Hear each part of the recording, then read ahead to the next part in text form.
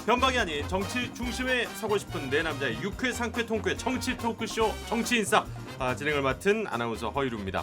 함께하는 분들 소개해드리겠습니다. 현근택 신장식 변호사 나오셨고요. 이준석 전 통합당 최고위원 김태현 변호사 나오셨습니다. 어서 오십시오. 네, 안녕하세요. 자, 뭐 또 한 주 정말 또 많은 일들이 있었습니다. 이게 뭐 부침도 있었고 뭐 이제 오락가락하기도 하고 그랬는데 네 분 한 주 다 잘 보내셨죠? 네, 잘 보내고 있습니다. 네, 오늘도 할 얘기들이 참 많습니다. 근데 그 전에 앞서서 우리 지난주 방송 애프터 서비스 AS를 좀 해보도록 하겠습니다. 지난주에 북한 문제에 대해서 이야기를 좀 길게 나눴었는데 일주일 사이에 또 많은 일들이 있었어요. 이 23일이죠. 김정은 위원장이 돌연 이 대남 군사 행동 계획을 보류시켰고요. 또 우리 통일부는 긍정적 신호의 출발이다. 뭐 이렇게 평가를 했고. 또 이 대북전단 살포와 관련해서 박상학 자유북한운동연합 대표 측을 경찰이 지난 26일에 압수수색을 하기도 했습니다. 간략하게 뭐 한 분씩만 짧게 지난 일주일 동안 북한과 관련해서 있었던 일들 어떻게 보셨는지 얘기를 좀 드릴까요? 저는 뭐 일단 천만 다행이다. 더 나가지 않은 게 결국은 이게 군사적인 충돌까지 네. 갔으면 충돌이라기보다는 군사적인 어떤 행위까지 갔으면 사실은 굉장히 이제 돌이키기 어려운데 왜냐하면 우리가 뭐 판문점 선언이나 아니면은 뭐 군사 합의의 핵심이 어쨌든 서로 긴장을 조성하지 말자는 거거든요. 네네. 물론 뭐 당연히 폭파한 건 잘못했지만 이게 DMZ 근방이나 아니면 뭐 서해상이나 이런 데서 이제 군사적인 어떤 행동까지 가지 않은 건 다행이라 보고요. 어쨌든 더 악화되진 않게 어쨌든 이 상태에서 뭔가 이제 어떤 해결 방안을 찾아 나가야 된다라고 보고 있어서 좀 천만 다행이다. 보고 지난주에도 우리가 이제 그 김여정 부부장은 조금 악역을 맡고 네, 그래서 김정은 위원장이 굿캅 국무위원장이 할 거다. 좀 굿캅 배드캅을 나눠서 할 것 같다라고 얘기를 해주셨는데 그런 모양새가 되네요. 예, 그런 모양새예요. 그래서 배드캅 역할을 했고 김여정 부부장이 그리고 그 과정에서 본인이 그 명실상부하게 2인자다라고 하는 것까지 과실했죠. 이제 네. 굿캅이 한번 역할을 했으니까 또 이제 배드캅이 나올 때거든요. 그러니까 너무 안심하지 말고 잘 지켜봐야 된다. 제가 봤을 때 이 두 아저씨가 네. 그 볼튼 대화록에 볼튼 그 회고록에 보면요. 제가 그 전자책을 사가지고요. 너무 내용이 많으니까 이거 다 읽어보지 못하고 네네네네. MON으로 검색 돌려가지고 다 읽어봤어요. 문으로. 예. 그 문이라고 하는 그 이름 앞에 항상 수식어를 뭘 붙이냐면요. 오버리 옵티미스틱이에요. 과도하게 낙관적인. 근데 저는 뭐 아까 현근택 변호사 얘기한 거는 이미 얻어맞고 우리는 다 이제 뭐 보면 우리 돈 들여서 지은 건물 내려앉고 했는데 이 사태를 평가한 데서 다행이다라고 하는 거는 예전에 송영길 의원이 얘기했던 것처럼 폭탄을 날리고 포로 안 날려서 다행이다 뭐 이런 거 비슷한 수준이거든요. 제가 봤을 때는 너무 낙관적이다. 지금 저희 당하기만 한 거예요. 지금 보면 저희가 얻은 게 뭐가 있습니까? 당하기만 했죠. 그리고 우리 신장식 변호사님 이제 배드캅이 나올 때가 배드캅 됐다니까. 국합 얘기하는데 사실 뭐가 굿입니까? 김정은이 그냥 보류하고 그냥 니들 하는 거 보겠다 이런 건데 이거는 그냥 배드캅이랑 배드캅 동생이에요. 뭘 자꾸 국합 만들려 그래요. 그래서 저는 이거는 지금 너무 과도하게 긍정적 해석하는 것 같다라는 생각이 들고 무슨 소리야? 아니 뭐가 국합이에요? 아니 근데 일단 긴장 아니, 관계에서 보류시켰잖아. 올라가진 않았잖아요. 네, 긴장 관계가 근데 그 다음에는 안 때려줘서 국합이에요? 밀고 땡기기가 계속 진행될 거다 이런 얘기예요. 그러니까 지나치게 낙관해서도 안 된다는 얘기를 길 같은 했는데. 사람이 날 안 때려주면 나는 고마운 사람이야. 볼턴이 굉장히 이번에 많은 역할을 했다고 봐요. 많은 역할을 했어. 오히려 아니 뭐 그 책이 뭐 사실인지 모르겠지만 그 책에 의하면 어쨌든 문재인 대통령이 열심히 노력해가지고 두 사람을 안 친 거잖아요. 네네. 그리고 뭐 일본은 보니까 뒤에서 맨날 방해질 하고 있고 그리고 뭐 트럼프 대통령도 별 의지도 없고 어쨌든 아니 한반도 상황을 우리가 스스로 뭔가 만들어서 기획해서 뭐 만들고 아니면 이슈를 주도하고 이런 적이 제가 보기에 근래 한 200년 사이에 있었나요? 저는 없었다고 봐요. 오히려 그런 그 평가도 있더라고요. 볼턴 덕분에 과도하게 긍정적인 볼턴 때문에 오히려 오버리 이제 북측에서 옵티미스틱. 어벌리 옵티머스틱. 네, 북측에서 나만이 열심히 했구나 이렇게 생각할 수도 있겠다 뭐 이런 의견들도 있더라고요. 근데 중요한 건 지금 북측은 그때 열심히 한 게 중요한 게 아니라 뭐 열심히 한 거 좋아. 그래 열심히 했다 쳐. 근데 그 이후에 뭐 했냐.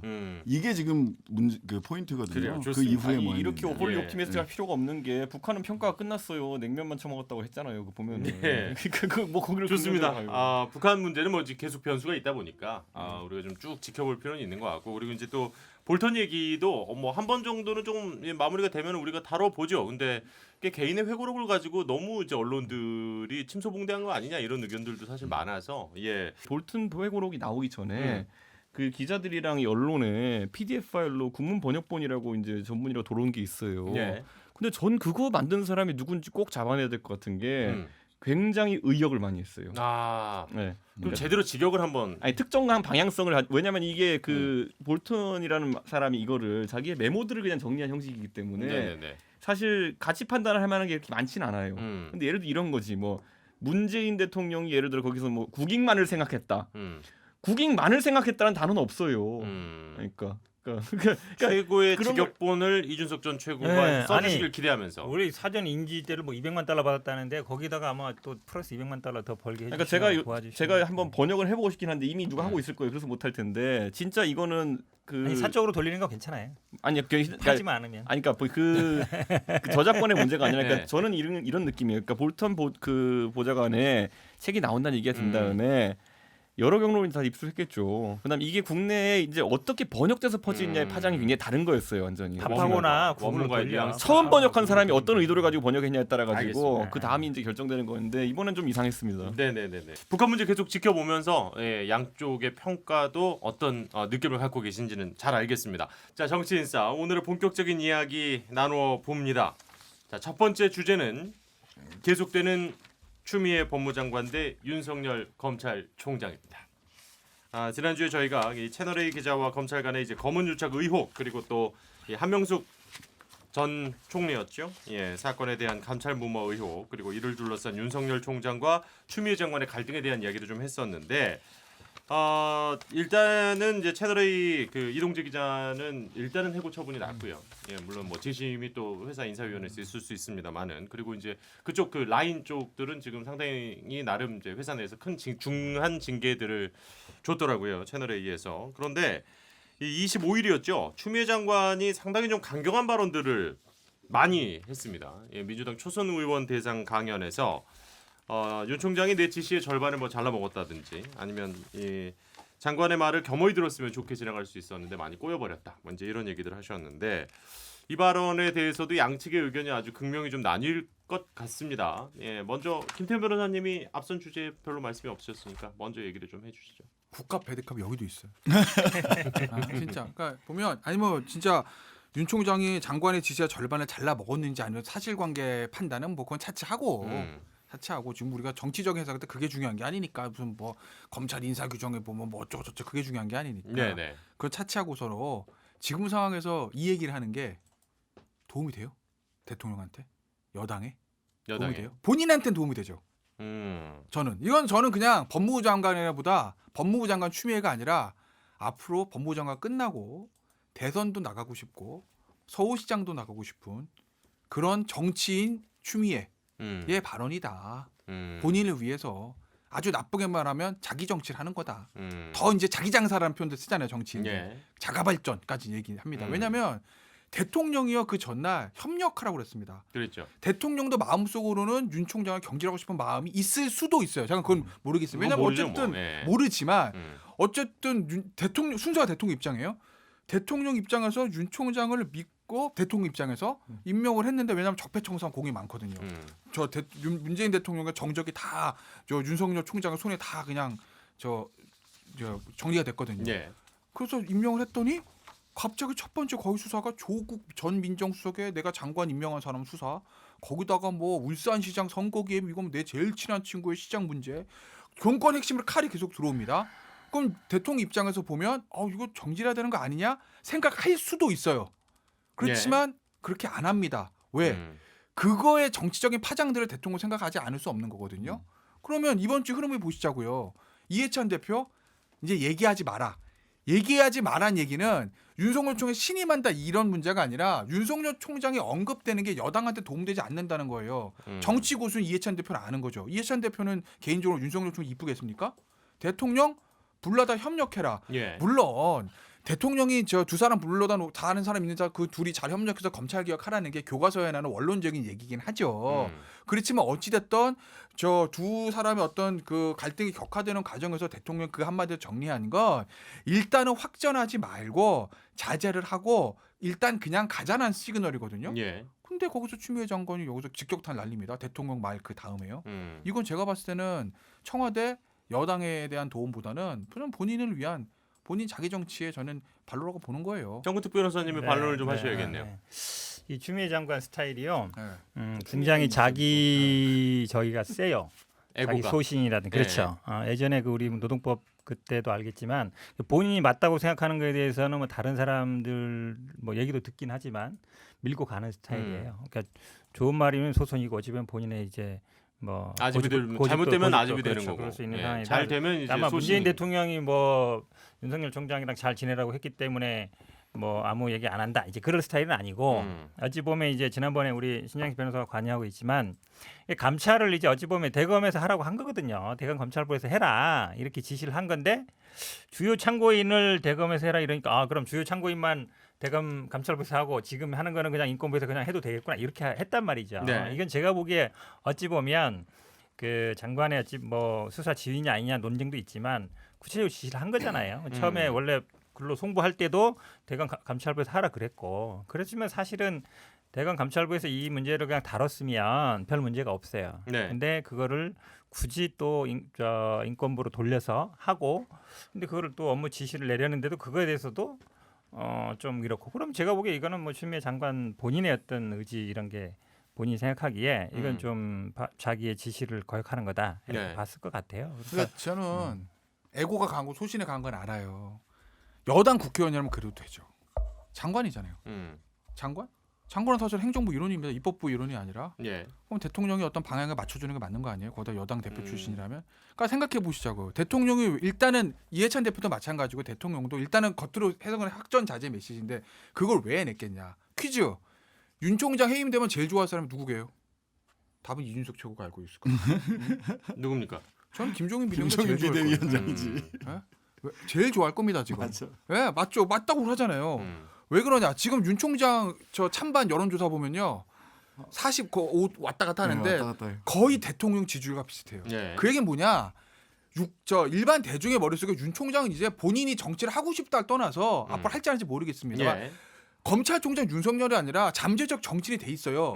왜? 지금 워낙 행정부랑 각이 서 있는 상태니까 예. 본인이 스스로 각을 세웠는지 주변에서 그렇게 만들었는지 모르겠으나 이 상황에서 대통령 윤 총장 딱 해임한다. 그러면 반문 전선에 그냥 구심점이 되는 거예요. 바로 미래통합당에서 땡기려고 그럴걸요. 그래서 자꾸 통합당에서 그 얘기를 하는구나. 그러니까 실제 추미애 신임하면 윤석열 해임해라를 그러니까 아니 저도 그 말이 굉장히 통합당이 얘기를 하는 게 그 말이 안 되는 얘기인 것 그러니 같긴 한데. 더군다나 지금 보시자고요. 여기서 윤석열 총장이 해임이 되면 원래 핵심 민주당 지지층은 뭉칠 수도 있어요. 예. 근데 선거 그거 가지고 이깁니까? 그건 아니거든요. 이제 중간에 중도 유권자들 입장에서 아니 윤 총장 왜 잘랐을까? 근데- 자기들 수사하니까 이거 아니에요? 그러니까 근데 이제 안정 신 정리 안 변호사님 하면 먼저 안 듣고 하는 제가 거지. 이준석 전 최고 드릴게요. 네, 뭐 예. 일단 해임 못 하고요. 못 임기가 하죠. 보장돼 있기 때문에 어. 그러니까 서른 최고위원, 서른 의원이 네. 나 같으면 못 뽑겠다 이런 네. 얘기를 한 건데 네. 제가 보기엔 그것도 좀 경솔한 말이다라는 생각이 들어요. 서른 의원이 좀 잘 됐었으면 좋겠어. 좀 더 그- 높은 자리에서 일하셨으면 좋겠어. 그 저는 추미애 장관이 말씀하신 그 내용적인 부분은 올바른 지적이라고 생각을 해요. 사실 말의 얘기의 절반만 했거든요. 제가 이제 22일 날 그러니까 월요일 날 그 감찰 요청서를 대검에 제출을 했는데 예. 당사자가 나와서 근데 감찰 요청서를 제출했는데 그때만 해도 서로 언론이 어떻게 됐냐면 이제 한 발짝 윤석열 총장 한 발짝 물러서서 이제 화해 기조로 간다. 그러니까 그때는 전부 다 취재됐던 게 감찰부에서 다 하는 걸로 이렇게 생각을 했던 거예요. 근데 예. 알고 보니까 인권부에서 사실은 그 다 컨트롤 마지막 그렇죠. 컨트롤 타워는 대검 인권부다 이렇게 예. 이제 지시를 한 게 되니까. 저도 그때는 환영합니다 이렇게 얘기를 했거든요. 근데 알고 보니까 실은 그게 아니었던 거죠. 그게 아니었던 거예요. 네. 그러니까 이제 추미애 장관도 열이 받았겠죠. 열이 받을 수 있어. 근데 꼭 표현을 이런 식으로 해서 빌미를 주는 방식으로 얘기를 해야 되나 하는 아쉬움이 있어요. 그러니까 오히려, 화법이. 예, 화법상. 예. 근데 지적 자체는 반만 잘라 먹은 건 맞아요. 근데 화법을 이렇게 제 지휘 랍시고라든지 이런 식으로 이야기하는 거는 본인의 의도를 국민들에게 강하게. 전달하는데 예. 실패한 그 워딩이 아니었나 하는 생각이 약간 들어요. 좀 격한 네. 너무 정치적이지 못한 예, 워딩이 예, 나왔다. 근데 저는 지금 내용상으로는 네. 뭐 이렇게 얘기할 소지가 충분히 있다라는 생각이 아까 들어요. 이제 이 윤석열 총장의 어쨌든 해임이라는 것이 정치적으로 어떻게 받아들여질까라는 거에 대해서 해임 못한다니까. 아니 그러니까 그러는데 저는 해임을 유도해. 통합당이 해임을 바라는 거라고 16 생각하는 가져가는 거랑 것도 비슷해. 굉장히 저는 그 얕은 분석인 게 예.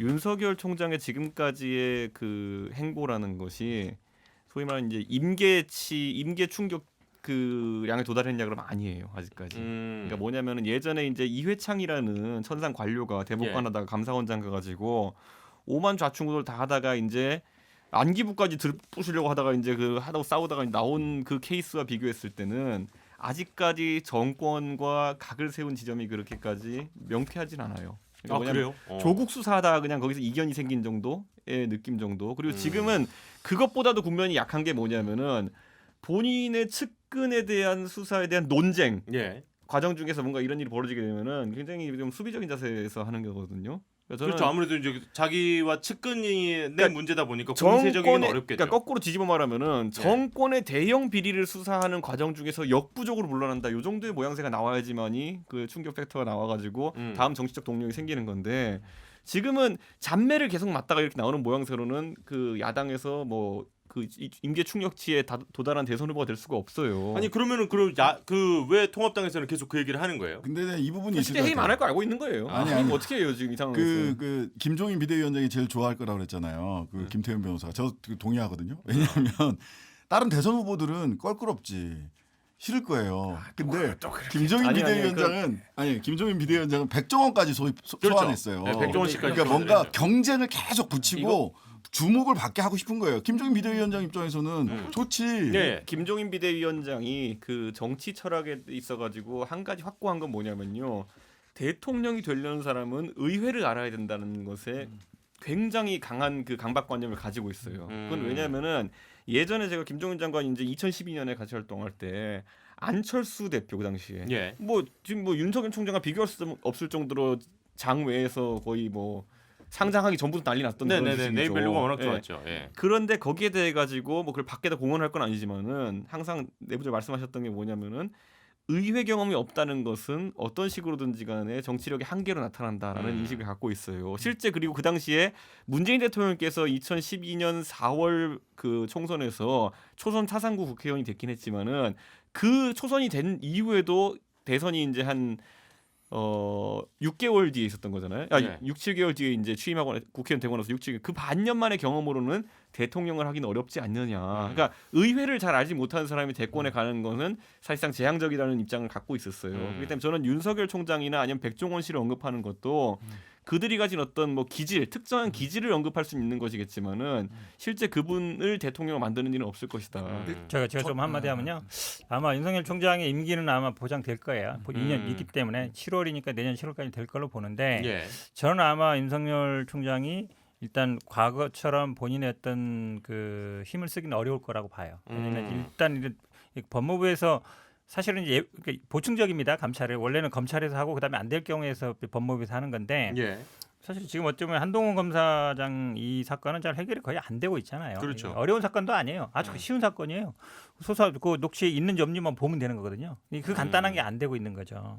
그다음에 채널A 사건 저 한명숙 사건도 마찬가지예요. 어찌 보면 어려운 사건이 아닌데, 근데 저는 아마 이번에 그 인사를 한 게 나는 아마 중요한 시그널이라고 봐요. 그러니까 이번에 이제 예. 어쨌든 한동훈 검사를 그렇죠. 법무연수원으로 그게 정보 조치를 뭐냐면은 시켰어요. 이제 사실 2월, 7월에 인사인데 예. 검찰 인사가 보통 7월에 이제 고위직 인사가 납니다. 근데 아마 이제 그동안 아마 이 구도를 보면 다 아시겠지만 윤석열 총장이 지금 이제 감찰에 안 보낸 것도 아니 감찰은 판사 출신이고 외부에서 들어온 사람이에요. 네. 검찰 출신이 아니고 인권 쪽에 있는 사람은 자기랑 같이 일했던 사람이에요. 그렇죠. 검찰. 뭔가 이제 맡기기 좋단 말이죠. 예. 근데 그런 게 어찌 보면 더 드러난 거거든요.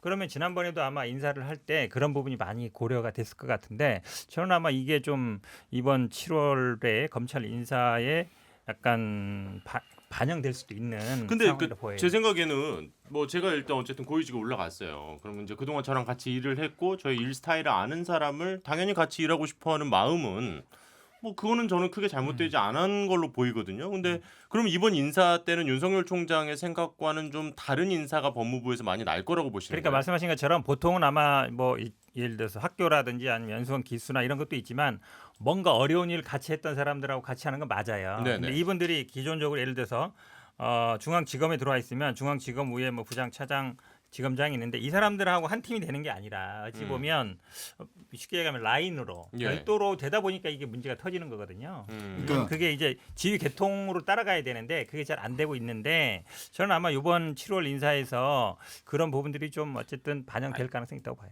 아니 생각해 이미 총선 전인 1월 인사에서도 예. 속된 말로 윤석열 사대 다 날렸습니다. 그냥 다 다 날렸어. 제가 두 사람 빼고 예. 공공형사 2부장, 경제범죄 형사부장. 경제범죄 형사부장은 지금 대검찰청 들어가 있어요. 수사심의위원회 하느라고. 네? 그거 빼고 다 날린 거예요. 그런데 그 이후에 총선에서 만약에 미래통합당이 압승을 했다. 예. 그래서 확 밀어붙인다 정부 여당을. 그러면은 인사가 좀 주춤할 수 있는데 압승이에요 여당. 상임위 다 가지잖아요 지금. 그래서 뭐, 두려운 예. 게 없는 상황이에요 지금은. 제어할 힘이 없어요. 음. 사실은 어떤 인사권의 남용이나 뭐 대통령의 인사권이지만 그거에 어떤 제어할 수 있는 거는 국회에서 야당의 몫인데 야당이 그걸 할 수 있는 힘이 없거든요. 그러면 1월 인사보다 7월에 있을 7월인가요? 7월에 네. 곧 있을 인사에서 그 청와대와 법무부의 의지대로 싹 갈고 윤석열 총장은 수족 다 잘리고 윤석열 총장이 이제 선호하는 인사들이 윤석열 총장이 원하는 보직에 가는 거는 거의 이제 불가능한 거죠 현실적으로. 아니 그렇다면 그 지금 어쨌든 법무부에서 한동훈 검사장에 대한 이제 감찰이 들어간 겁니다. 그죠? 조사도 하고 있어요 형사 예. 일부에서. 그러니까 이 결과에 따라서 수사도. 그러면 윤석열 총장의 거취에도 좀 영향이 있을 수 있다고 보세요. 만약에 수장의 문제가 건수는 생긴다. 그러니까 만약에 가정에서 만약에 문제가 생긴다고 하면 한동훈 검사의 개인의 문제 이건 뭐 윤석열 총장까지 갈 명분은 없는 거죠. 그렇잖아요. 뭐 예를 싸고 들어서, 놀았다 뭐 예. 이런 얘기가 있을 수 있겠지만 이걸 가지고 네. 뭐 총장까지 연좌제도 아니고. 근데 이게 보면 지금 전반적으로 추세가 이제 총선 전까지는 윤석열 총장이 이제 약간 전진 앞으로 오펜스 그 공격 모드였다면 네. 지금은 총선 뒤에는 전반적으로 지금 수비 모드예요. 그래서 본인이 결단하는 방식이 아니라 자꾸 뭐 수사심의위원회 전문 뭐 무슨 단 뭐 이런 쪽으로 자꾸만 의사결정을 그쪽으로 자꾸 넘기고 있어요. 그러니까 제가 아까 그 예. 질문을 드린 이유가 뭐냐면 아니 당연히 연좌제는 아닌데 네. 이게 어쨌든 이제 법무부 감찰로 갈게 인권으로 가면서 좀 문제가 많이 불거졌으니까 만약에 그쪽에서 하지 않고 법무부 감찰을 했는데 이게 문제가 나와 버리면 오히려 글로 돌린 게 또 윤석열 총장한테는 부담이 될 수 있는 거잖아요. 근데 뭐 법무부 감찰이고 뭐고 간에 중요한 건 수사 결과니까. 그렇죠. 근데 지금 수사를 받고 있는데 감찰을 같이 하는 게 맞는지는 좀 모르겠어요. 저는 안 맞다고 보거든요. 그렇잖아요. 예를 들어서 외부에서 예를 들어서 지금 뭐 이동재 기자 같은 경우에 예. 수사 받으면서 채널에서 진상 조사하는 뭐 이 형태도 아니고 이건 법무부나 검찰이나 어쨌든 검찰입니다. 쉽게 얘기하면 법무부 산하의 검찰청이 있는 거잖아요. 그렇죠. 수사가 더 감찰보다 강해요. 그죠? 근데 공식적으로 수사를 받고 있는 왜 수사는 그런 영장 청권도 있으니까 예. 실제 압수영장 받았고 그렇게 수사를 하고 있는 상황인데 그걸 감찰까지 한다? 그게 맞나? 전 좀 의문이 드는 거고. 그 부분은. 네, 의문이 좀 드는 거고. 윤석열 총장에 대한 공격은 뭐 일종의 그런 거죠. 저 사임 유도설 뭐 이런 것들. 아까 이제 신장식 변호사 얘기하신. 그러니까 뭐 이런 거 있어요. 우리 정치권에서 메시지가 공격이 안 되면 메신저를 공격하라고 하잖아요. 예. 그럼 지금 윤석열 총장에 대한 공격을 좀 보시면 총장이 했던 수사 본질에 대한 공격은 없어요. 뭐 조국 전 장관 수사 뭐. 야, 그거야 뭐 아니, 재판에서 나올 아니 뭐 나올 어쨌든 거니까. 저 그다음에 저 유재수 씨 뭐 울산 선거개입 예. 이거에 대한 것보다 뭐 지금 뭐 라임 얘기도 있지만 그런 거 수사 본질에 대한 것보다 뭐 부인이 어쨌다. 본인의 측근이 어쨌다. 전형적인 이게 메신저에 대한 공격이거든요. 저 사람은 저런 사람이기 때문에 저 사람이 하는 이 수사는 다 잘못된 거야. 이런 것들. 그러니까 이게 이런 여권의 공세를 지금 윤석열 총장이 버텨내는 건데 윤석열 총장 힘들겠죠. 지금 수족 다 잘리고 쓸 수 있는 카드가 별로 없는 건 사실이거든요. 아니 근데 수사랑 이제 네. 감찰 얘기하는데요. 사실 수사는 이게 뭐 강요 미수가 되냐 안 되냐, 뭐 강요가 되냐 안 되냐 부분이라 사실은 좀 논란의 여지가 있어요. 근데 이 그 수사 과정 중에 이거를 언론을 통해서 어쨌든 흘리고 그걸 통해서 뭐 어찌 보면 뭐 유도하고 이런 부분은 사실은 수사라는 건 이제 범죄 혐의가 명확해야 되는 거거든요. 예. 근데 이제 감찰은 범죄 수사보다는 조금 범위가 높습니다. 적절하냐 안 하냐까지 들어가는 거예요. 예. 절차상 그렇잖아요. 그다음에 수사와 언론 감찰의 차이를 그렇죠. 그렇게 보면 되겠네요. 그러니까 언론과의 관계라든지 이런 부분 아니면은 그다음에 그런 어떤 그런 정보를 흘리거나 아니면 그런 걸 통해서 수사를 유도하거나 이런 건 사실 그러니까 수사의 대상은 아니에요. 그러니까 그러다 보니까 어찌 보면 감찰 네, 저 얘기도 좀 맞아. 그러니까 왜냐하면 우리가 품위유지 의무 위반했다. 공무원이 그런 경우 품위유지 의무 위반이면 징계는 받아도 그거를 수사받고 재판받는 거 아니잖아. 네네. 품위유지 위반이 죄는 아니잖아요. 그런 건데 그렇다 하더라도 일단 수사를 통해서 팩트가 확인이 되면 이 확인된 팩트를 가지고 야 이게 강요미수는 안 되니까 기소를 못해. 아 근데 검사장이 이건 좀 너무한 거 아니야? 품위유지 의무 위반 징계는 할 수 뭐 이렇게 갈 수는 있을 거예요. 예. 모든 어떤 사법적인 절차란 게 증거를 확보해서 팩트를 확인해놓고 그 확정된 팩트를 가지고 의사결정하는 거 아니겠습니까? 그렇죠. 예. 수사를 통해서 이미 팩트가 나오면 그걸 가지고 나중에 내부 징계하면 되잖아요. 징계할 거면. 아니 이 근데 뭐 수사를 같이 그러니까 하는 거지, 나는. 바로 전격적으로 해가지고 간단해요. 그 녹취록이 있느냐 없느냐 내용이 뭐냐 압수수색이 좀 이것만 가능하잖아, 했으면은 지금. 사실 되는데 이게 벌써 시간이. 시간이 가고 있는데 안 되고 있으니까. 네, 그런 전 것이죠. 여기서 지금 이 수사하고 있는 데 있잖아요. 수사하고 있는 데가 중앙지검 형사 1부란 말이에요. 예. 형사 1부의 정지동 부장이 그 수사를 하고 있는데 이 양반에 대해서 지금 윤석열 총장이 못 믿겠는 거예요. 신뢰가 완전히 떨어졌어. 왜? 이 사람이 어떤 사건 맡고 있냐면 윤석열 총장 장모 사건 담당하고 있어요. 네. 예. 그다음에 그 고 김홍현 검사 그래서 이렇게 직장 내 괴롭힘이라고 해야 되나 해서 김대현 전 부장검사 사건도 기소한 상태고요. 그다음에 검사 시절 본인 작성한 이 문서를 외부로 유출했던 검사에 대해서도 수사를 하고 있고. 근데 또 얼마 전에 유성 간첩 조작 사건 검사에 대해서는 불기소 처분을 했어요. 네. 그러니까 약간 왔다 갔다 해요. 검사들 대상으로 수사를 많이 하는데 그러다 보니까 윤석열 총장이 수사자문단까지 그러니까 현장에서는 이거 구속하자는 거였거든요. 네. 구속하자. 이동재 기자 구속하자라는 정진웅 부장은 그런 의견을 냈는데 윤 총장이 그 대검에서 부장회의 소집해가지고 거기서 결론 안 났다는데 그럼 나중에 조금 더 얘기해 봅시다라고 해놓고는 바로 수사자문단 시작해버렸거든. 결정해버렸거든. 말이 나왔죠. 예. 예. 사실은 이 과정도 이 과정은 뭐 수사의 대상은 아니지만 들여다봐야 돼. 왜 이런 근데 결정을 채널A 했느냐도 봐야 돼요. 채널A 측에서 이동재 기자를 어쨌든 해고 처분을 했단 말이에요. 네. 해고 처분을 뭐 했는데 잘못했다는 거지. 근데 그러니까 그게 이제 꼬리 자르기로 보는 시각이 일단은 현재는 많잖아요. 네. 근데 그게 과연 그러니까 잘못에 대한 인정인가 이거에 대해서는 또 아니, 무슨 해고를 하면 꼬리 자르기라고 뭐라고 그러고 해고를 안 하면 책임을 자기 안 자식 진다고. 감자인데 뭐 예. 어쩌라는 거예요 그러면은 예. 그렇잖아요? 예. 뭐 어쩌라는 거야? 보시면 난 해고의 사유가 궁금해. 아니 어찌 됐건 간에 보세요. 품위지. 이동재 기자가 저는 강요미수 성립 안 한다고 봅니다. 음. 저는 성립 안 한다고 봐요 강요미수. 예. 근데 어찌 됐건 그게 법적으로 형법적으로 강요미수는 안 된다 하더라도 기자가 취재함에 있어서 취재윤리 어느 정도가 취재윤리가 어느 정도까지 가냐 선은 애매한 측면은 있지만 예. 최소한 무슨 뭐 검사장 팔아가지고 뭐 녹취록 만든 이런 부분들이 취재윤리 위반은 맞아요. 취재윤리 위반이 맞다라고 하면 내부적으로는 징계를 할 수밖에 없는 거예요. 그렇죠. 다만 징계가 뭐 정직 6개월이나 해고면 제일 세게 간 거냐는 그렇죠. 거죠.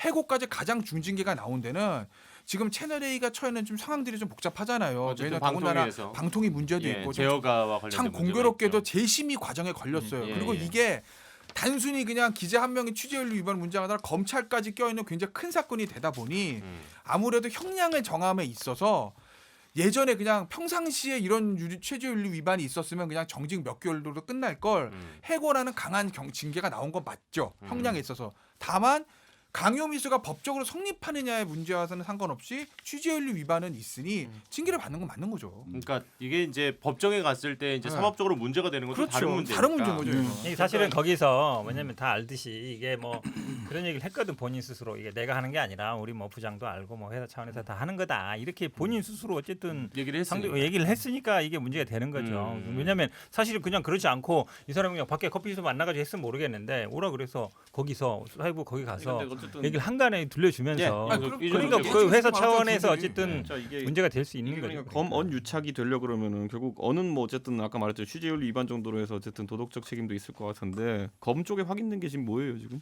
없어.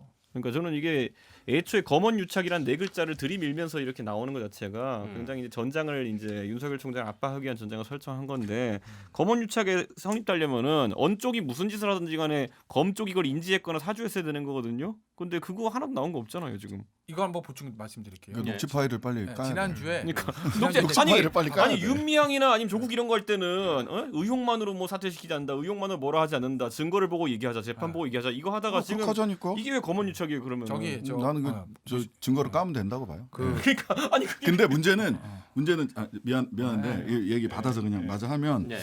요 듣고 제가 드릴게요. 엊그제부터 25일부터 조선일보가 조작이다. 작전이다. 이걸로 이 방향을 잡았더라고. 검언유착이라고 흔히 얘기되는 이 부분하고 네. 그 한은상 씨 비롯한 한명수 정청류 관련된 이거를 갑자기 25일부터 작전의 냄새가 진동한다. 그러면서 조작, 작전. 아는 이름이 나오더라. 그 칼럼 보니까. 그 칼럼 보니까 내 이름이 자꾸 반복이 돼요. 작전 짰다는 걸 얼떨결에 자백했다. 뭐 이래가면서 네. 그래서 그냥 뭐 하루 지나가나 보다 했더니 오늘자 사설로 작전에 대해서 수사해야 된다. 조작에 대해서 수사해야 된다. 이렇게 어. 방향을 잡았어요. 그래서 야 이건 조금 너무 많이 가셨다. 이러면 이럴수록 이 사건 더 이상해지는데 지금 제가 보기에는 김태현 변호사 정도의 스탠스에서 보수 쪽에서는 뭐 또는 이준석 그 최고위원 스탠스에서 아니 뭐 증거가 나온 게 뭐가 있냐. 네. 그러면은 자 그 녹취 파일이 있는지 까보자. 이렇게 해서 가면은 서로 누구 녹취 파일? 아니 그쪽에서 녹취 파일이 있다고 했으니까 있는지 누가 없는지 있다고? 없으면 누가? 없으면 끝나는 있다고 거지. 해서 그 얘기한 거네요. 무슨 녹취 파일요? 아니 그러니까 그 한동훈 부장이 한동훈 검사장이 뭐 이야기한 녹취 파일이 있다라고 했던 거잖아. 이용재 기자. 그러니까 네. 그게 있는지 없는지 까보고 뭐 또 다른 누구 검사 녹취 파일도 있다는데 그게 있으면 까보고 이렇게 해서 빨리빨리 끝내면 되는 문제인데. 그러니까 이런 건 어떻게 되는 아니, 거예요? 대화- 아니 근데 내 말은 한동훈 녹취 파일이 있어. 그런데 내용이 보니까 점심 뭐 먹었냐 이런 건 어떻게 되는 거야? 그러니까 아 그러면은 거기까지 증거가 없는 이용재 거지. 기자가 사기친 증거가 거지, 없는 그러면. 거야. 이동재가 사기친 거지. 그럼 그렇게 끝나면 돼. 근데 이거를 사건 전체를 조작이다. 또 이렇게 가면 약간 투표 부정 얘기하는 거 그러니까 같은 검은 유착 느낌이 아니면은 되니까. 이동재 기자의 조작인 거잖아요. 아니, 그렇죠. 그럼 그렇게 이거는 끝나면 제가 돼요. 봤을 때는 지금 이거잖아요.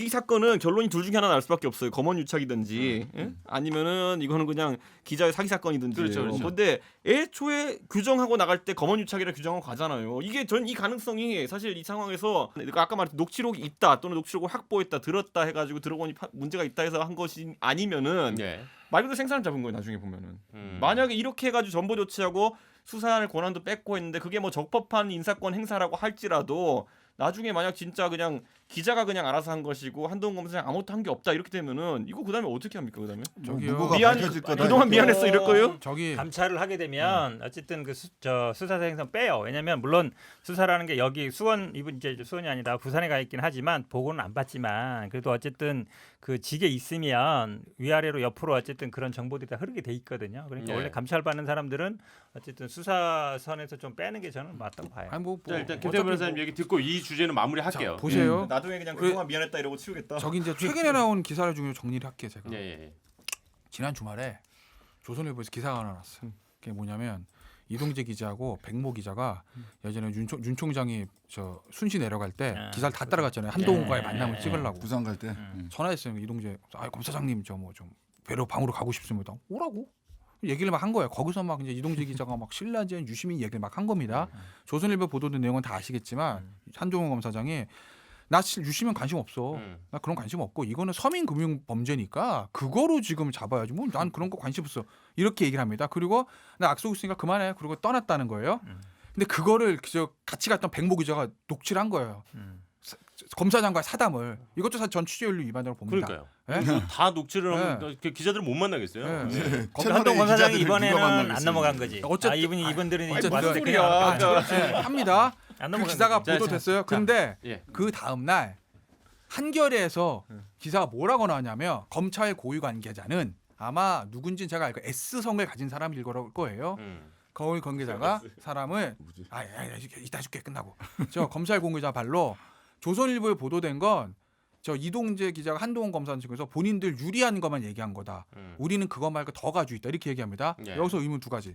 그럼 조선일보 기사는 팩트라는 거예요. 음. 그런 말 한 적이 없다가 아니라 음. 유리한 거다. 그건 있는 얘기 맞다. 예. 그럼 본인들이 저 그 고위 관계자 얘기하고 있는 검찰 유리한 거 뭔지 안 나옵니다. 없어요. 제가 뭘 가지고 그런지 알 거는 같아요. 근데 제가 얘기는 지금 못 하겠는데 방송 끝나고 말씀드릴게요. 되도 않는 거예요. 되도 않는 거. 그러니까 해보시자고 결과가 어떻게 되는지. 또 그래요. 하나 더. 결국 이제 이동재 기자가 녹취록을 이제 마무리할게요. 본인이 예. 자가 발전했다고 그러잖아요. 자가 발전. 그 자가 발전을 그 지모 씨가 읽어요. 녹취록 보여주니까. 그러면서 이제 자기가 녹음을 해서 MBC 이제 제보를 한 겁니다. 예. 그 녹취 파일을. 근데 읽으면 이게 진짜 이게 한동훈인지 아닌지 모르잖아요. 한동훈 이게 맞아? 그러니까 이동재 기자가 파일 하나 들려줘요. 목소리를. 예. 그걸 지 씨가 내가 듣던 한동훈 목소리가 맞다라는 거야. 근데 지 씨가 그 녹취 파일이 녹취록 내용과 같은 건지 얘기하지 않아요. MBC 기자도 그걸 물어봤겠죠. 그게 제일 중요하니까. 근데 지 씨가 모르겠다 그런 것 같아요. 왜냐하면 MBC 리포트가 나올 때 그 취재했던 기자분이 그 녹취 파일에 나오는 내용이 녹취록 내용인지가 제일 중요한데 그건 우리는 모릅니다. 확인 안 됐습니다라고 하거든요. 그러면은 그 녹취 파일이 녹취록 내용이 맞으면 지씨 입장에서 오 똑같은 얘기구나라고 얘기해야 될 건데 밥 먹었냐? 아니라는 거거든요. 그럼 녹취 파일 없대는. 왜냐면 이동재 그러니까, 기자 입장에서 오케이. 보면 짧게 상대를 정리해줄게요. 믿게 하려고 아니 이동재 녹취 기자한테 파일을 가가지고 가져가야지. 파일 빨리 그냥 내놓으라 하면 돼. 그럼 될 일. 어딘가 분명히 있는데. 원님 수사하려고 그래 무슨? 원인이야 들려줬다는데 왜 없어? 예죄를 알렸다, 원인 들려준 수사에. 게 그 없어. 지금 말씀하신 게 빨리 가가지고 내라 그래. 간단하잖아요. 그러니까 그래. 이동재 간단한 기자가 거죠. 그 제보자 X라고 불리는 그분한테 들려줬던 녹음 음성이 그 녹취 파일 내용이냐 아니냐만 확인하면 된다고 지금 한동원 검사 김태현 목소리 변호사님이 맞을 거예요. 저도 그렇게 봐요. 목소리. 알겠습니다. 왜냐면 그 목소리는 가지고 있을 테니까. 근데 그러니까 문제는 이동재 그게 기자가 이 내용이냐가 중요한 거예요. 이동재 기자가 아무리 핸드폰 2개를 다 그 초기화하고 자기 PC를 그렇게 한다고 하더라도 분명히 뭔가 하나 히든으로 가지고 있는 게 있어. 자기 보신용으로라도 분명히 파일 하나는 있을 거예요. 그거 빨리 내고 하면 이 사건 아이, 빨리 끝나. 정말 진짜. 김태현 변호사님이 방송 끝나고 말씀드릴게요라고 하도 자주 하셔서 궁금하다는 댓글이 너무 많답니다. 그래서 정말 자꾸 이러시면 저희도 방송 끝나고 몰래 녹화해서 업로드 해버려요. 그래 좋아. 나 그런 거 좋아요. 와. 나의 징계 책임을 받습니다. 없거든. 징계. 자, 첫 번째 주제는 요 정도로 하고요. 예, 저희도 취재 윤리가 있기 때문에 저도 그렇게 되고 싶진 않아서 이번에는 좀 무겁습니다. 뭐 다 가벼운 주제들은 아닙니다만은 특히 이번에는 이제 젊은 층의 분노와 관련한 이슈인데 인천공항 정규직 전환 논란, 인국공 논란이라고 요즘 많이 이제 어쨌든 불리고 있는 이번 주 일주일 아주 뜨겁게 달궜던 이슈입니다. 특히 통합당의 하태경 의원이 이 문제에 대해서 비판을 많이 하고 있어요. 뭐 대통령이 주도한 대규모 취업 비리다 뭐 이렇게까지 주장을 하고 다음 주 월요일에 무슨 성토대회도 연다고 하던데 일단은 요게 도대체 어떻게 된 그러니까 뭐 때문에 이런 일들이 계속 발생했는지 저희가 방송 전에 좀 신장식 변호사님하고도 얘기를 우리 같이 조금 하다 보니까 되게 쉽게 정리를 잘 해주시더라고요. 신 변호사님이 일단 브리핑을 좀 먼저 좀 간략하게 좀 해주세요. 그러니까 2017년 5월달에 문재인 대통령이 인천국제공항에 당선되고서 이틀 만인가 사흘 만에 이제 갔죠. 가서 이제 정규직화를 하겠다. 공공기관 먼저 정규직화하겠다. 이제 이런 얘기를 하셨고 그러면서 계속해서 이제 이야기가 지금까지 한 3년간 이야기가 쭉 진행되면서 청원 그 보안 검색 하시는 분들을 그렇죠. 원래 올해 2월 28일 날 자회사 설립해서 직고용하겠다.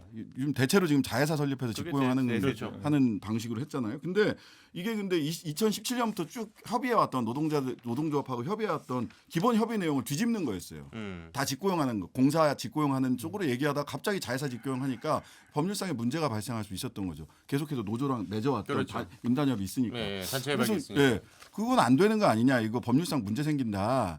이렇게 얘기를 했더니 그러면은 공항공사에서 인천공항공사에서도 인정을 해서 인천국제공항에서도 인정을 해서 그럼 직고용을 하자 해서 본사에 청원 경찰로 직고용하는 것으로 1,900명을 일단 이렇게 결론을 낸 거죠. 그렇죠. 근데 이제 여기서부터 이제 나오기 시작한 논쟁이 무엇이냐면 과연 이게 이제 합당한가가 이제 첫 번째일 것이고 이제 열심히 공부해가지고 들어가면서 이렇게 되면은 어쨌든 기재부의 예산을 공사는 받으니까 일반 이런 그 행정직군이 이제 뽑아지는 신입사원도 훨씬 줄어들 것이고 그럴 수밖에 없는 거 아니냐. 근데 그게 두 번째로 나온 얘기고 사실 첫 번째는 가짜 뉴스에 근거해서 얘기가 확 그냥 여론이 돌았죠. 무슨 가짜 뉴스? 예를 들면 급여. 급여 5천만 원, 급여 5천만 원, 190만 원 받고 알바하다가 나 이번에 여기 직고용되면서 5천만 원 됐다. 그렇죠. 뭐 무슨 오픈 톡방 뭐 이런 이라고 하는데 일단 그거는 다 거짓말이에요. 알바하다가 190만 원 받는 알바가 이렇게 고용될 수도 없고 그렇죠. 급여가 5천만 원도 아니에요. 급여는 이전과 동일해요. 근데 그냥. 저는 그 신문 기사 제목들 너무 조금 근데 이제 그 단톡방이 이제 오픈 채팅방이라 하더라도 특정한 공유한 암호가 있어야 들어갈 수 있는 방이었기 때문에 처음에 그게 신빙성을 부여한 건데 저는 이거 보는 게 확인 취재 한 번만 했으면 되잖아. 그러니까 저는 이거 봐요. 그러니까 그래서 이걸 지금 또 이제 옹호하는 분들도 임금이 그러면은 수준이 3,100에서 한 3,300 정도로 인상되는 정도에 그치고 실제적으로 앞으로는 뭐 그 급격한 인상 없을 것이다 이랬는데 지금까지 전환된 사례들 보면 뭐 서울교통공사도 그렇고 결국에는 대졸 공채 신입사원 수준에 맞추고 그 뒤로는 그 인상률에 그대로 따른다 뭐 이런 식으로 합의를 하거든요 결국에는 그 단체들 간에. 그런데 저는 어쨌든 인건비가 상승할 개연성은 충분하다 봐요 어떤 식으로든지 간에. 그러니까 이거 제가 이게 뭐냐면 그리고 그 공기업 같은 경우에는 임금 총량제 총액제를 해요 실제로. 그렇기 때문에 그 물론 칸막이 나누기의 문제이긴 하지만은 실제로 지금 현재 공사 직원의 수가 1,500명 정도, 1,400, 1,500명 정도 되는데 이분들 같은 불만 세력 여럿이에요. 1위 이분들 같은 경우에는 임금 총액자에서 본인들이 받는 뭐 본봉 이외의 다른 처우나 이런 것들이 뭐 손상이 가지 않을까 하는 우려는 당연히 있을 수 있는 것이고요. 예. 그건 당연히 어느 직장이든지 노조라면은 당연히 해야 되는 투쟁의 일환이라는 봅니다. 그 지금 현재 정규직 계신 분들 그 어떻게 결론날지 모르고 두 번째는 이제 그런 어떤 임금 총액자 하에서 인건비가 고정돼 있다 보니까 이번에 늘어난 인원 때문에 혹시 차후에 이제 있을 신규 고용이나 신규 채용 같은 숫자가 확 줄어드는 것이 아니냐. 실제로 이런 일이 그 전에 있었던 것이 코레일이거든요. 코레일은 예. 신규 채용 인원 많이 줄였어요 지금 보면은. 자, 그러면 일단 논점을 좀 먼저 정리를 좀 그 할게요. 두 가지 예, 그 예. 불만 세력이 두 가지입니다. 예, 예. 자, 일단 첫 번째는 임금과 관련된 게 분명히 네. 있습니다. 이제 거기에는 지금 신장식 변호사님 말씀하신 것처럼 정확하게 확인되지 않은 정보도 물론 초반에 퍼진 게 많았고요. 그리고 이제 그러니까 뭐 그런 좋은 대학 나와가지고 무슨 토익 토플 뭐 이렇게 스펙 쌓았던 친구들이랑 뭐 똑같아졌다 막 이런 식으로 먼저 이렇게 좀 이슈 메이킹이 전 제목은 정말 저열했다고 생각해요. 저는 오히려 예. 이 논쟁이 잘못됐다고 봐요. 지금 어찌 보면 지금 공사에서도 보면 이분들을 같은 신분을 인정해 주는 게 아니에요. 지금 급여도 얘기도 나왔지만 사실은 그 평균 임금으로 따지면 한 2배 차이 납니다. 예. 공사직에 지금 정규직 인원들이 한 9천 정도 되는데 이분들 전환돼도 한 3,800 정도예요. 전환됐을 때 올라갔어요. 평균 임금이. 그래서 올라가 봐야 사실 1, 200 정도 올라가는데 그 임금은 뭐냐면 하청업체 주던 어떤 수수료 중간에 그분들의 관리비라는 걸 줘야 되거든요. 줘야죠. 그분들을 사실은 중간 한 단위를 없앴다라고 보는 게 맞아요. 하청업체 그러면 그 하청업체 한테 줄도를 줄도를 이분들한테 그렇죠. 그런데 오히려 사실은 어찌 보면 이제 동일노동 도등 임금이죠. 물론 이분들이 하는 게 청원 경찰이라는 데 보안 요원 역할이기 때문에 기존에 뭐 사무직이라든지 전문직 하던 분하고는 다르지만 예, 사실은 같은 회사 안에 두 개의 등급이 존재하는 거거든요. 그렇죠. 저는 오히려 사실 이런 게 문제예요. 문제인 것이지 이분들을 정규직화 시켰다 해서 왜 그러냐면 그 전에는 이분들이 1년 단위로 계속 계약을 갱신해 왔어요. 예. 하청업체 소속이다 보니까. 그렇죠. 그러면 하청업체하고 이분들이 물론 계속 갱신은 되겠지만 갱신 안 된 분들도 있거든요. 그럼 나가는 거예요. 네. 어찌 보면 이 계속 비정규직을 그럼 계속 돌려가지고 하청업체 주고 하청업체로 하여금 계속 비정규직으로 바꾸면서 인건비를 전략하게 하는 방식이 계속 가야 되느냐? 그건 아니다. 사실은 지난번에 우리 2017년 이후에요. 이 정규직 된 분이 공공기관에 굉장히 많아요. 예. 10만 정도 가까이 8, 9만 정도 됩니다. 그러니까 그런 일환이거든요. 이분들이 대부분 보면 청소 아니면 이런 보안 아니면 무슨 시설 관리 뭐 이런 분들이에요. 물론 이런 직에도 대졸자라든지 아니면 뭐 토익 봐서 이런 분들로 지원할 수 있지만 대부분 들어오지 않는 분야예요. 이분들이 청소라든지 시설 관리라든지 청원 경찰이라든지 물론 대졸자도 있지만 그렇지 않은 분들이 많거든요. 예. 그러니까 그런 분들을 정규직화 시키는 건데 이거는 사실은 오히려 더 많이 해야 되는 것이지. 우리 국회도 지난번에 청소 아주머니들 이렇게 하시다가 그걸 정규직화 시켰거든요. 시켰죠. 예. 그러면서 굉장히 칭찬을 많이 들었어요. 예, 예. 그렇다고 해서 그분들이 급여가 갑자기 올라가 이런 건 아니에요. 물론 이렇게 비판하는 분들이 있어요. 그분들이 어쨌든 평생 고용이 보장된다. 그다음에 복지비 늘어난다. 사실은 총액 임금제를 하지만 총액 임금은 약간 늘립니다. 이게 금액을 좀 늘리는 거예요. 그럼 오히려 저는 아니 똑같은 회사 다니면서 왜 이렇게 급여를 2배씩 차이 나게 줘야 되느냐. 이게 저는 더 중요한 문제라고 지금 이게 봐요. 어떻게 보면 김두관 의원 발언하고 비슷한 그렇죠. 말씀이신 것 같아요. 저는 근데 이게 근본적으로 이제 젊은 사람들한테 철학의 문제를 건드렸던 게 뭐냐면은 김두관 의원이 발언이 뭡니까? 좀 더 배웠다고 임금 2배 받는 것이 불공정이다. 이거 아닙니까 보면은? 그러니까 저는 이 워딩 자체가 또 정치적이지 못했다. 정책이 못한 거 아니야. 이게 이 사람 철학이에요. 그러니까 예. 지금 보면은 대권주의 하겠다는 사람의 철학이 이건 거예요. 아니 이거 철학이 극단으로 가가지고 아주 순수하게 요 이념대로 가잖아요.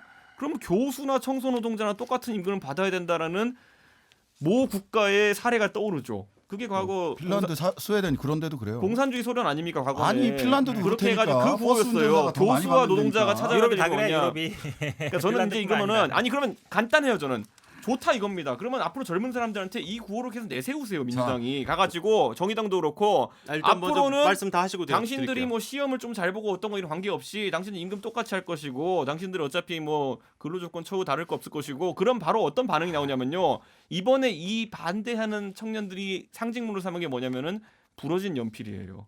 공부할 필요 없다. 왜냐하면 공부한 것에 따른 공부라는 것은 일정한 경쟁 기준을 세워놨을 때 거기에 따라 조금이라도 한 단계 올라가기 위한 개인의 노력인데 할 필요가 없다는 거예요. 이제 보면은. 그러니까 저는 그게 지향점이라면은 그걸 내세우세요. 왜냐하면 그것도 철학적으로 뭐 가능한 철학이에요. 다만 그걸 내세우고 당당히 붙자고요. 자 반대 얘기 드릴게요. 굉장히 과장됐다고 보는데요. 저는 저 얘기는 국영수 계급주의예요. 국영수 잘하는 사람은 더 높은 계급에 가는 게 당연하고 그게 공정이라고 이야기하는 거예요.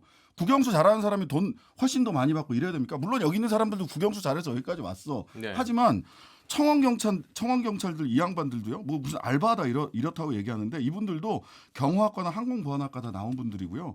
굉장히 장시간 그 테스트를 받아야 돼요. 네네. 이렇게 해서 자격증이 있다고 경호 그러더라고요. 업무하고 방어 업무하고 검색 업무 하는 거예요. 음. 근데 이 사람들이 한 300 몇십만 원, 1년에 연간 한 3,800만 원 정도 이거 받는 거를 가지고 사무직 노량진에서 사무직 공부하던 분들이 갑자기 이건 불공정이야 이렇게 얘기하는 건 저는 약간 자기는 수학교육과 가려고 했는데 대학 가는데 영어교육과 TO가 늘어서 우리는 분노한다 이렇게 얘기하는 것 같아요. 분노의 방향이 지금 잘못됐다.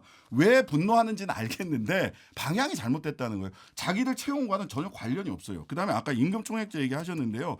공공기관에서 아마 이게 노동운동 하시거나 공공기관에서 노조하시는 분들에게 얘기를 하다 보면 나중에 결국은 무슨 얘기를 하냐. 예. 사측이랑 같이 힘을 모아서 기재부랑 싸워야 되겠다 이렇게 얘기를 해요. 기재부가 결국은 결정해요. 공공기관 그 급여는 예, 예. 2% 이상 올라간 적이 없어요. 사실상 대략. 따라서 이게 임금총액제 때문에 결과적으로는 정규직 채용이 사무직 채용이 줄어들 거다라는 건 기우입니다. 기우. 그러면은 그 전까지 협력업체에 어쨌든 파견직 같은 개념으로 돈을 주면서 지금 썼잖아요. 그렇죠. 그분들을. 네. 그러면 그 돈은 기재부에서 나오는 거 아닙니까? 아니죠. 기본도? 나오는 거예요. 그것도. 그러니까 그러면 그 돈을 이분들 임금으로 쓰면 그렇게 추가로 돌아가는 들어가는 돈이 사실 많나요? 그만큼 한국만 어찌 보면 임금을 올려주는 거죠. 그 사람들 그러니까 하청업체한테 사실 원래는 하청업체 하청 비용을 주고 그렇죠. 거기서 고용해서 임금을 나가는 거기 때문에 어찌 보면 2호 단계를 거치지 않는 거죠. 바로 고용을 하게 되면 그러니까 하청업체의 관리비, 하청업체 자체 인건비, 그렇죠. 하청업체의 어떤 이윤 이런 게 그만큼은 근데 절약되는 거죠. 그러니까 요거 이것도 듣고 김태현 개정도 사실 그 눈 가리고 아웅했던 게 있는 거예요. 사실은 인건비로 나갔어. 그 용역업체한테 주는 것도 예. 거기에다가 용역업체한테 줘야 되는 그 당연히 피가 있겠죠. 마진까지 예, 예. 이렇게 줬어요. 근데 실은 그 인건비란 말이에요. 인건비 플러스 알파가 나왔던 거예요. 근데 총액임금제라는 것 때문에 요거는 이제 총액임금에 포함이 안 돼. 지금까지. 근데 이제 이게 직고용이 되면 그렇게 임금이 나갔던 되는 사업비나 관리비로 나갔다는 게 임금으로 그냥 들어오는 그러니까 것뿐이에요. 이게 좌파가 잘하는 게 뭐냐면 칸막이 나눠가지고 요걸 요렇게 하면 되고 요렇게 하면 나중에 까보면 어차피 말도 안 되는 소리인데 이거 지적할게요. 자 정규직화되면은 그리고 자사 직고용으로 가면은 처우가 좋아지는 건 맞죠? 그건 동의하시죠? 당연하죠. 처우가 좋아진다는 건 보통 사람들이 임금이 상승한다든지 복리후생이 좋아진다는 걸 얘기합니다. 근데 일단 고용 안정성 그건 고용자 안정이 그러니까 최고예요. 그런 것들을 포함해서 네. 고용자 입장에서는 그건 비용의 상승이라고 그건 받아들일 수밖에 없는 겁니다. 상승되지 자, 근데 않는다니까. 여기서 뭐, 그러니까 저게 증세업 복지한다 이런 얘기예요. 그러니까 보면은 그러니까 제가 얘기하는 게 증세론자야. 왜냐하면 인력 파견이나 이런 곳 하는 업체들 자회사나 아니면 이런 자회사는 이게 형식적으로 만든 자회사예요. 인천공항에 있는 것들은 네. 왜냐하면 이중 임금 체계나 이런 거 가져가기 위해서 만든 거기 때문에 여기에 무슨 뭐 중간에 뭐 20%씩 수수료 떼가고 이런 거 없어요. 그러니까 여기서 제가 말하고 싶은 거는 결국에는 인천국제공항공사라는 그 공기업은 비용과 매출 구조가 아주 단순해요. 보면은 매출이 자 비행기를 2배로 띄울 수 있습니까? 공항공사가 갑자기 마음 먹고 야 우리 비행기 2배로 띄우자 대가 운동한다 이렇게 한다고 띄울 수 있어요? 아니잖아요. 외부가 요인이 결정하는 거예요. 예. 그러니까 경영성 실적이라는 것도 뻔한데 그 안에서 비용 구조가 이렇게 확 바뀌게 되잖아요. 그럼 인천국제공항공사의 이익 구조가 바뀌는 겁니다. 보면은 자 그러면 여기서 또 이제 좌파가 보통 얘기하는 게 뭐냐면은 공기업이 왜 이익을 내냐 이런 식으로 얘기하거든요. 예. 근데 또 뒤집어 얘기해 보잖아요. 공기업이 인천국제공항공사가 이익을 내잖아요. 배당을 국가가 받습니다. 국가의 세계에 편입되는 거예요. 보면은 국가가 쓰는 겁니다. 그거를 자 한국전력도 마찬가지였어요. 비용 구조를 확 틀어버리니까 갑자기 우리가 전기 2배 쓸 리는 없잖아요. 비용 구조가 확 바뀌니까 그 흑자나던 기업이 적자로 가는 거예요. 그러니까 이렇게 공기업을 자기들이 마음대로 떡 주무르듯이 주무를 수 있기 때문에 비용 구조를 틀어버린다는 게 정책하는 사람 입장에서는 정책에 대해 가지고 얘를 생색내기 가장 좋은 곳이 공기업을 움직여가지고 하는 것이기 때문에 이렇게 하는 거겠지만은 반대로 국가의 안정적인 사업을 영위해야 될 공기업들의 생존에는 상당한 부담을 주는 겁니다. 저는 우리 이준석 최고가 갑자기 뭐 대통령이나 아니면 공기업 사장의 입장을 대변하고 있는데 예를 들어서 민간 기업을 뭐 공기업 한다. 예. 이러면 제가 보기에 좌파라 이렇게 얘기할 수 있지 모르겠어요. 음. 이거는 사실 어찌 보면 비정규직을 정규직화하는 거는 이건 좌파 우파의 문제가 아니에요. 고정 어쨌든 생존의 문제거든요. 이분들이 생각을 해보세요. 만약에 본인이 그 거기서 보안업체 일하면서 1년마다 계약 갱신해야 되는 사람들이 1,900명이나 있는 거예요. 이분들은 항상 고민이 하나예요. 내년에 내가 계속 일할 수 있을까? 근데 그거를 어찌 보면 당연히 저는 아마 민간 기업도 이걸 해줘야 된다 보는데 민간 기업 그렇게 안 되잖아요. 어쨌든 국가에서 할 수 있는 게 아니고 그러니까 어쩔 수 없이 공기업도 먼저 하는 거거든요. 근데 이런 부분에 대해서 저는 기본적으로 이게 좌파라고 공격하는 부분은 저는 아니라고 봐요. 예를 들어서 이렇게 얘기하는 건 난 이해가 가.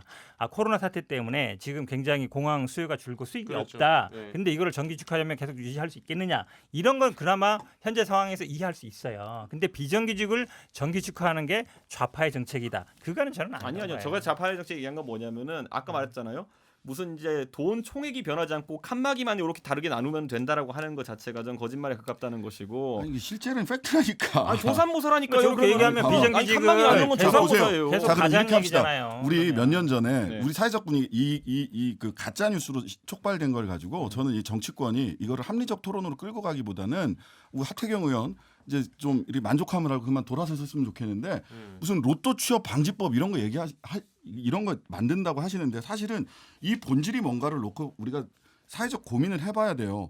얼마 전에 몇 년 전에 우리 구의역 김군 사건 벌어졌을 때 온 국민이 비정규직 정규직화 해야 된다고 했어요. 그다음에 그랬죠. 인천국제공항에 수만 명의 인력이 있는데 그중에서 정규직 1,400명밖에 없어. 그래서 2016년에 수화물 대란이 일어났다. 예. 또는 검색에서 무슨 실패가 있었다. 몇 가지 사건이 있은 후에 적어도 생명과 안전과 이런 그 뭐 테러의 위협이 있는 이런 공공성이 중요한 공간들은 정규직화를 해 나가야 우리 국민들이 훨씬 더 안심하고 사용할 수 있다라고 하는 여론에 힘입어서 정규직화 작업에 들어갔던 거예요. 예.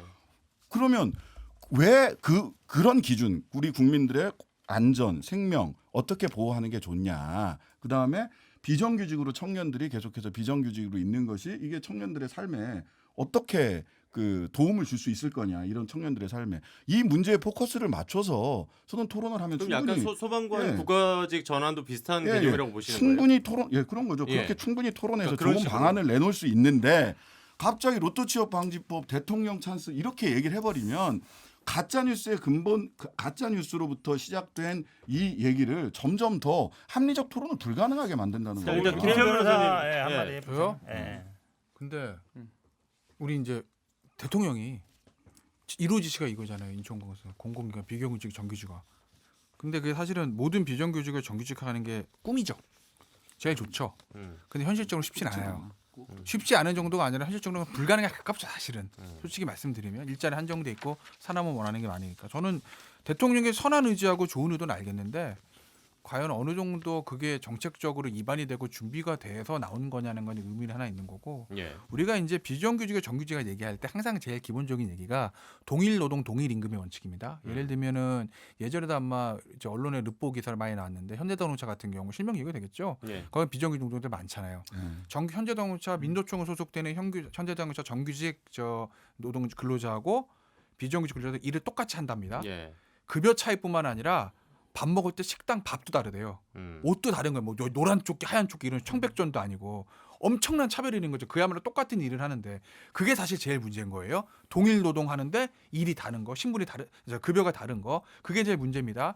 그런데 사실은 우리가 고용 형태는 다양할 수밖에 없죠. 현실상 이상은 다 정규직하고 똑같이 월급 중에 제일 이상이지만 현실적으로 그게 어렵다면 현실상 고용 형태는 다양할 수밖에 없어요. 단기 계약직일 수 있을 수 있고 무기 계약직 있을 수 있고 자회사 정규직이 있을 수 있고 모회사 정규직이 있을 수 있고 크게 하면 예. 4개 정도로 우리가 분류가 되잖아요. 예. 그건 그 회사 입장에서 봤을 때 얼마나 필수적인 인력이냐 필수적인 인력이니 아니냐에 따라 달라질 수밖에 없는 거고 뭐가 필수적인 인력이고 뭐가 필수적인 인력이 아니냐는 건 그건 일률적으로 정할 수 있는 게 아닙니다. 그렇죠. 그건 사회가 정해주는 거예요. 전형적인 수요 공급 원칙입니다. 아까 이준석 최고가 청소부와 예를 들면 저 청소하시는 분하고 대학교수 임금 똑같은 거 우리나라는 대학교수 임금이 훨씬 비싸죠. 왜? 수요 공급 원칙상 대학교수 귀하니까. 예. 북유럽 말씀하셨죠? 북유럽은 청소하시는 분들, 버스 운전하시는 분들이 임금이 높다고 왜? 거기는 그 직종이 귀하니까. 미국에서 제일 그 돈 많이 버는 직업 중에 하나가 우리 이제 플럼버라고 부르는 배관공들이라고. 예. 왜? 그나라는 그게 귀하니까. 그건 사회마다 달라질 수밖에 없는 거지. 일률적으로 무슨 뭐 저 북유럽은 그러니까 우리도 똑같이 돼야 된다는 건 저는 사실 조금 좀 너무 많이 나간 이제 비유라고 보고. 그러니까 꿈은 제가 진장식 변호사님 얘기하시는 그 이상과 꿈이 뭔지는 이해해요. 아니, 저도 그렇게 그거를 됐으면 좋겠어. 하지만 공산주의 국가나 그렇게 한다라는 예, 이야기하는 알겠어요. 건좀 안 오케이, 했으면 오케이, 좋겠어요. 오케이. 예. 예? 근데 그게 현실상 지금 쉽지 않은 상태에서 우리가 이걸 하나씩 준비를 해나가면서 해나가야지. 대통령이 이루어지시라고 확 얘기해놓고 그럼 공공기관 입장에서는 그걸 따라야 되는데 따라야 되고 그러니 지금 처음 그 분들 전부 다 직고용으로 돌리고 그런데 지금 코로나 사태까지 와서 인천공항은 적자가 불가피한 상태고 나라의 예산 한계가 있고 그러면 거기 정규직 들어가고 싶어하는 청년들이 불안해하고 분노하는 건 어떻게 보면 너무 당연한 거 아니에요? 그러니까 그러니까 이게요. 저는 저 진짜 한마디 아니 제가 이렇게 만약에 이렇게 하나의 철학으로서 밀어붙일 거고 만약에 자신 진짜? 있으면은 자 이게 하태경 의원이 로또 취업이라고 해서 얘기했던 이유는 두 가지에 보면은 이게 공기업에서도 이제 되는 게 있고 안 되는 기업이 지금 이제 차이가 나는 것이고요. 그리고 뭐 사기업으로 확장한다고 하는데 공공 부문에 가까운 법부터 시작한다고 하는 것인데 저는 항상 이 얘기할 때마다 방송 제작하면서 그 작가들이 저한테 얘기하는 경우도 있어요. 보면은 아니 그렇게 할 거면은 방송 패널이 나와가지고 방송과 환경부터 한번 전부 다 정규직으로 바꾸자고 해보라고. 지금 당장은 방송국에 있는 모든 PD, FD 작가 전부 다 정규직으로 때려박고 직고용해라. 절대 외주 제작 금지. 한번 해보라고요. 한번 보면은 그게 극선으로서 안정성을 주고 임금 처우 개선되고 사람답게 살게 하고 이 뭐 절대 선을 잡고 이게 지향하면서 얘기하는데 그러면은 방송과의 비정규직 전부 다 없애야죠. 그러니까 지금 말하잖아요. 그게 안 돼요. 왜 안 되느냐? 민간 기업이에요. 그러니까 공기업부터 하는 거예요. KBS 하라고요. 전부 다 그러니까 외주 제작 절대 우리, 없애고. 뭐 KBS도 하면 좋겠죠, 당연히. 하라고 해야죠. PD라는 공기업인데. 아니 그러니까 그 외주사는 방송법상으로 외주사를 살리기 위해서 무조건 외주화를 아니 외주 없애야죠. 아니, 외주사가 그러니까 얼마나 그거를 처우가 열악한데요. 예를 들어볼게요. 하라고요. 제가 사실은 지난번에 우리가 연결되는 얘기입니다. 네. 우리 아파트 경비원 예. 똑같은 입장이에요. 하청 주지막 이분들이 대부분 보면 3개월, 6개월 대로 계속 계약을 해요. 이분들이 왜 입주민들이 와서 갑질하느냐? 딱 하나예요. 당신 자를 수 있다. 짝 있거든요. 그러니까 대부분의 지금 현재 지금 공공기관에서 정규직 되는 분들이 다 그런 분이에요. 시설 관리, 청소, 보안 물론 여기에 대졸자들도 지원할 수 있지만 대부분 그렇지 않아요. 청소하는 데라든지 시설 관리하는데 보안, 청원 경찰들 대부분 그렇지 않은 분들이거든요. 이분들이 어찌 보면 기존의 노동 어떤 시장에서도 굉장히 보면 밑에 있는 분들이에요. 공공기관에서도 밑에 있는 분들이고. 근데 그런 분들을 조금 더 고용 안정시켜 주자는데 그거를 무슨 로또니 무슨 뭐 아니면 뭐 대박이니 이렇게 얘기하는 건 저는 너무 어쨌든 기본 이 노동에 대한 아니면 그 일하는 사람들에 대한 배려가 정말 아니 그럼 너무 인천국제공항산 없다라고 생각이 되고 들어요. KBS는 안 되는 이유가 뭐예요? KBS 하면 좋죠, 당연히. 그렇죠. 그러니까 이 정부는 이렇게 가다 보면은 끝이 없고 모든 공기업을 이렇게 만들 겁니다. 아니 그래서 우리 노동법이나 이런 데 보면 상시적으로 고정적인 일을 하는 사람, 그러니까 단기적으로 여름에 수영복 만드는 회사나 겨울에 뭐 스키복 만드는 회사에서 단기적으로 계약직 쓰는 건 어쩔 수 없는 거예요. 그것까지 다 없애자고 하는 건 사실 꿈에 가까운 거죠. 근데 상시적으로 고정적인 업무를 하면서 사실 비정규직이라고 하는 해고의 위협을 가지고 임금을 계속해서 통제하거나 불안한 상태에 놓여 있게 하면 사실은 인천공항공사 자체가 인천국제공항 자체가 제대로 잘 안 돌아간다라고 하는 평가가 있는 거죠. 그래서 질문. 이 청원 경찰 같은 경우는 상시적이고 고정적인 업무를 사실은 하고 있는 사람이기 때문에 정규직으로 가는 게 너무 당연한 마지막 일이에요. 질문 하시고 예, 예. 제가 정리 멘트 한 분씩 드릴게요. 먼저 네. 이준석 전 최고. 그러니까 이 문제가 이번에 예. 인국공이라 해가지고 인천국제공항공사에 불거진 게 뭐냐면은 결국은 대통령께서 현지지도 하시고 예? 했던 가장 역점 사업에 대해 가지고 한방 큰 선물 보따리 쏜 거예요. 이걸 하태경 의원이 로또라고 얘기하는 것이고 일반적으로 다른 공기업의 다른 어떤 직렬들 같은 경우에 자회사를 설립해 가지고 직고인한테 서울 메트로도 그렇게 시작했고요. 코레일도 그렇게 시작했고 그런 형태의 전환에 대해서는 어느 정도 사회적 합의가 되었다고 보고 있는 거예요. 왜냐하면 아까 말했던 안정성이라는 측면이라든지 이런 것들 그리고 전문성이라든지 이런 것들 고용이 승계되어 가지고 어떤 전문 분야에서 특정한 사람이 경력을 쌓아야 되는 분야라는 것을 인정하는 거거든요. 그런데 여기서 이번에 너무 파격적으로 그리고 너무 큰 덩어리로 이걸 대통령의 역점 사업 비슷하게 해서 진행했던 것 때문에 이거는 모양새가 달랐기 때문에 지적해 가고 있는 겁니다. 네. 제가 마지막으로 한마디 할게요. 네네네. 뭐 그 전체적인 그 구도를 잘 몰라서 그런 것 같은데요. 이게 2017년부터 20만 명 공공기관 정규직화 목표고요. 지금 18만 명 이루어졌습니다. 그러니까 어쨌든 인천국제공항만 한 게 아니에요. 그동안 쭉 해온 거였고 그동안 아무 계획이 없이 뭐 이것만 어느 순간 터트린 것도 아니고요. 쭉 경기 따라서 노사 합의도 하고 전문가 합의를 하면서 이루어지는 거기 때문에 저는 뭐 이런 큰 계획 하에서 이루어지는 게 맞고 일단 공공기관부터 정규직화하는 게 맞다고 보고 물론 뭐 약간의 뭐 상대적인 그런 박탈감이 있을 수 있지만 이게 알려지지 않아서 그런 것이지 저는 뭐 공공기관에 앞으로 이것 때문에라도 더 많은 분들이 아마 지원하고 이렇게 할 것 같습니다. 자, 신 변호사님.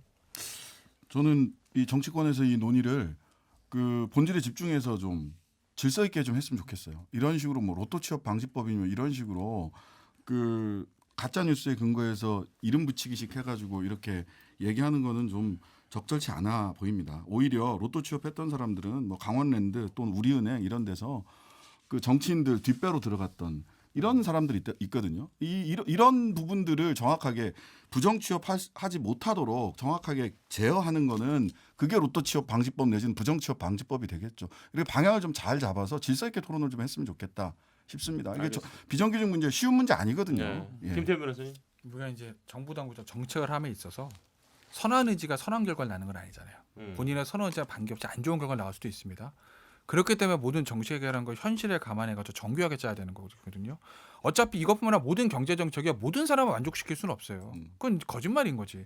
분명히 이득을 보는 사람이 있으면 상대적으로 불이익을 보는 사람이 있다.